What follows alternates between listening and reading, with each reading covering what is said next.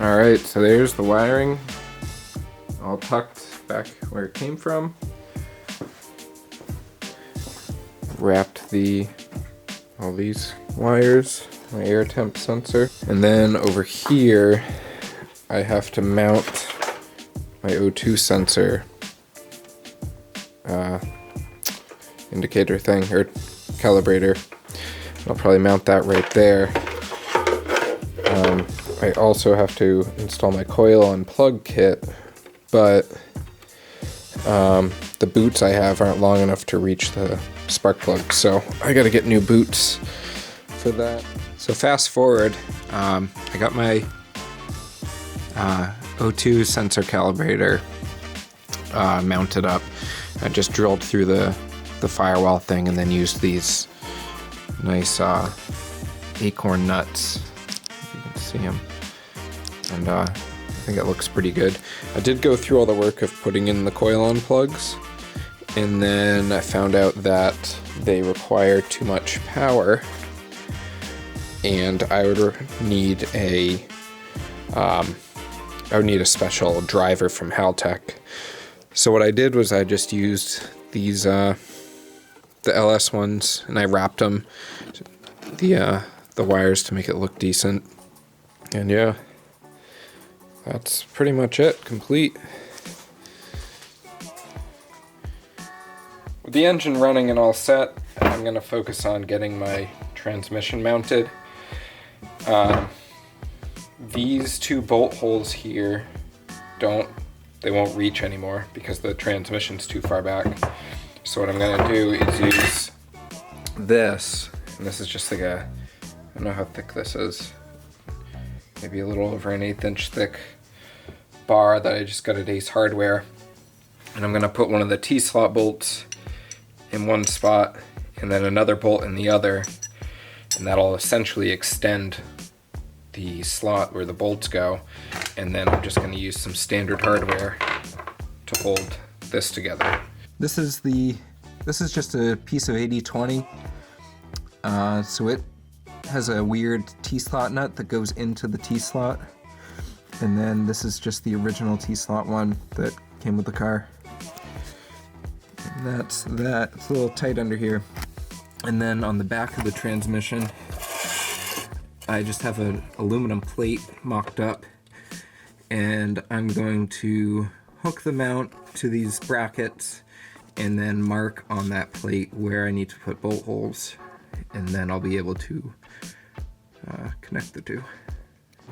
To get the dimensions of the drive shaft, what I did was I measured from the guibo back to right at the end of these splines, and it came out to like 21 7/8. So I took that to the drive shaft shop and told them I needed the drive shaft shortened. They said it would be about $50, and they shortened it for me. Sorry for the lack of video, it's hard to get under here, but what you can see right now is I've got the drive shaft into the transmission, and I have the other end in the center support bearing, and you can see that these top holes are closer than this bottom one, so I'm going to jack up the engine a little bit, and then it should all be even, which they are now. Now before, I didn't take a video of it, but before this side, this left side was it was closer than this side, and so to get that to line up right, what I did was I loosened up the front engine mounts and rotated the driver's side, because the engine mounts, the two bolts are offset, so when you rotate those, you're going to rotate your engine by a couple degrees. So by rotating those slightly, I was able to line this up perfectly straight, and now I'll just bolt it in, and then I'll start working on my transmission mount. So you can kind of see what I've done here. I mounted up that blank plate on top of on the back of the transmission. Then I mounted up these rails here, which I actually put on backwards, but it doesn't really matter because I'm just test fitting. And then I put those L brackets on the mounts. And then I just marked where they're gonna mount with a magic marker. And now I'll pull it off, drill, and bolt them together. And then from there I can take all the dimensions I need to machine a solid piece out of aluminum.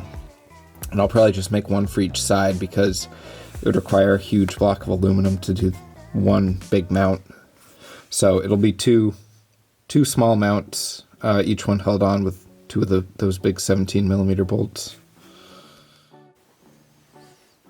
So I was contemplating painting the whole car while I had the front end apart. And then I looked at wrapping it, and I think what I finally decided was I'm just gonna put the whole car back together and then rock the Alpine White for another summer. And then I'll paint it next winter, and that'll be next winter's project. I think I've done enough this winter with stripping the engine and rebuilding everything. And I'm kind of slowing down with motivation, so I'm afraid that I'm going to start sanding everything and then it's just going to drag on. So I'm going to throw the front end together, pop the wheels on, and then it'll sit there until I get the transmission all finished up. I ordered a solid chassis mount shifter from a guy in Europe. It ended up being like $90 shipped. So I'm waiting for that to get here, and then I'm gonna machine a DSSR for it. And then I'll have my transmission mount finished by then, and then it'll be good to go. So, I'm not sure if you'll be able to see this, but my headlights hit this charge pipe, which makes it so I just barely can't fit my headlights in. I'm not too sure what I'm gonna do about it yet. I'm gonna hold off for now. I might dent this or cut it and weld it, or I might go with a different set of headlights, so I haven't decided yet. It's been 3 weeks and I still haven't gotten my shifter, carrier, solid shifter thing yet. I was kind of hoping that I would get that and then be able to do the rest of the drivetrain and exhaust and then put out a video. Since it hasn't come yet, I'll probably just put this video out anyway. But in the meantime, I did a bunch of research looking at differential options, because right now it's got a 4.1 and I think that's going to be way too high because the 6-speed has really low gearing. So I couldn't find a 293 I think I decided I wanted. I couldn't find one for the price I wanted, but I was able to find a 1986 325 ES in pretty rough shape, but it has a 2.79 diff, which is what I was looking for, and I'll also be able to use a few other parts from it. And as you can see, that's gone.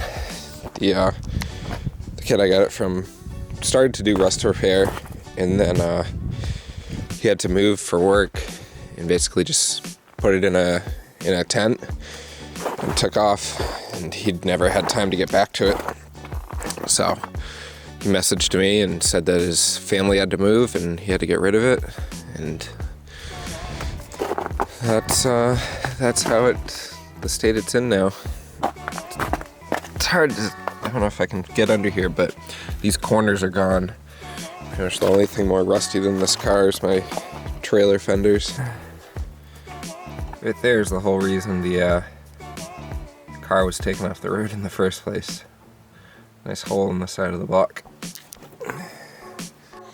What I'm hoping to use this car for is some experiments that I've been thinking about, but I don't really want to try on my car. I think I've seen someone install a Mini Cooper roof, or like panoramic sunroof before, on an E30, so I really want to see what's involved with that. I found a roof that I'm going to try to graft it on and see if it's easy enough to do a DIY on and kind of document the process, as well as a few other things. A lot of people liked the video going over how the transfer case worked, and I'm thinking maybe I'll just do some other simple tech videos for the E30.